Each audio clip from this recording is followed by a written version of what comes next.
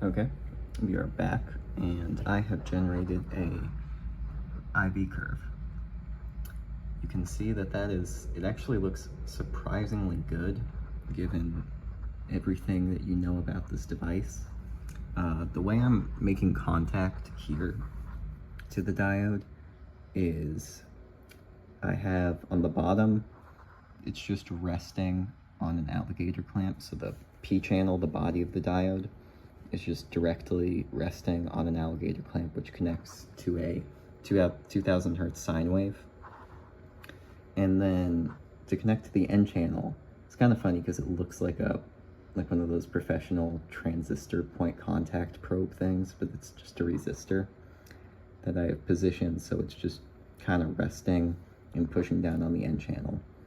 On both sides of this diode, I have a probe, and that's how I'm doing the IV curve. So essentially, there are some resistors in series with the function generator circuit.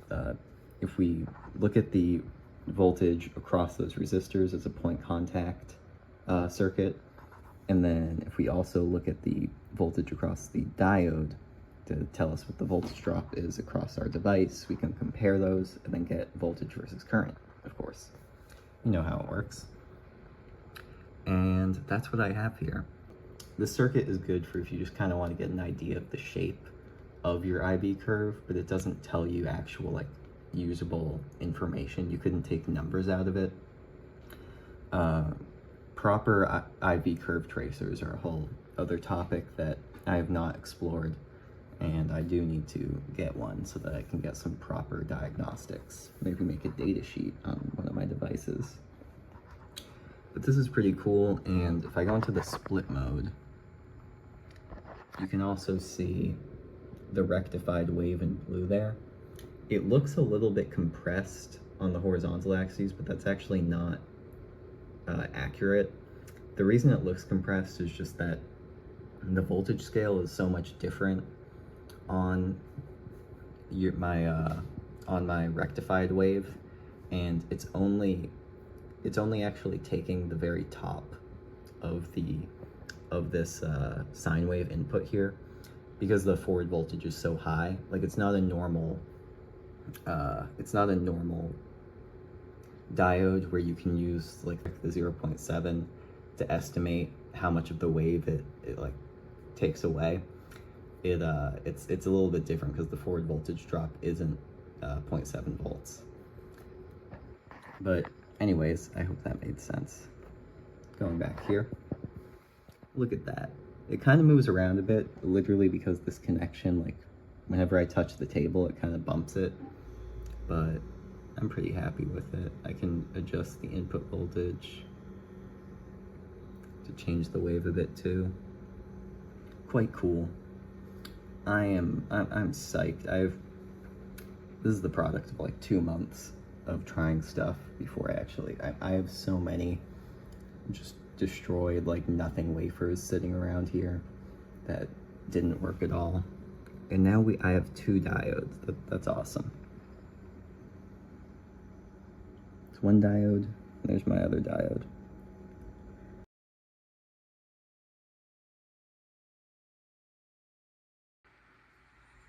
Okay, so one more cool thing I wanted to show is that since these diodes are photovoltaics, you can use them as light sensors essentially. Kind of like the same thing in your car that knows to turn the automatic headlights on if you use that function. Also the same thing in your phone that tells your phone to turn on the flashlight. My phone flashlight is on right now, as you can see in there, that reflection. And the light from my phone is creating that voltage potential on the multimeter right here, about 0.01 volts. Yeah, that potential, it could get much higher. It could get more like 0.2 volts if I held the light right up to it. But just far away, the light from my phone hitting right there on the diode is generating about 0.1 volts. But you'll see that if I cover up the diode, that voltage kind of goes away, right? Uncover it, voltage goes back up. So Yeah, you could do the whole power solar panel thing, but it's not going to make enough power to actually, like, you know, create energy. It's not useful for that, but you can use this to transmit information, which is neat. That could be very simple information, like you could make a laser sensor where a laser points at the photodiode, and when the laser is interfered with, you know, you can sense that, and you can detect that, you know, like that's kind of like the type of sensor when you walk into a store that makes a ding, that kind of thing. You could do that.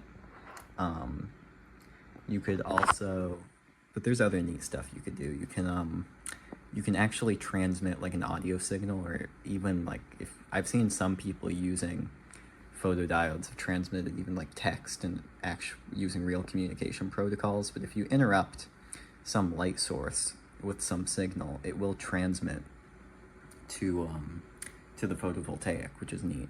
So you kind of wirelessly transmit information. If you put that information into the light and shine it at the photodiode, you know, there's all sorts of stuff you could do. So I might do something like that to show off this. It's pretty neat, that effect. But yeah, last thing I wanted to kind of show to show that we do in fact have a diode is that when I cover up the wafer, the potential goes away. And then just with, you know, ambient light kind of from my phone's flashlight and the room, we're getting about 0.01 volts. Of course, if I shine the light right up to it, it would go to like 0.1, 0.2 volts. Maybe I could put a bunch of these in series and like light up an LED, I don't know.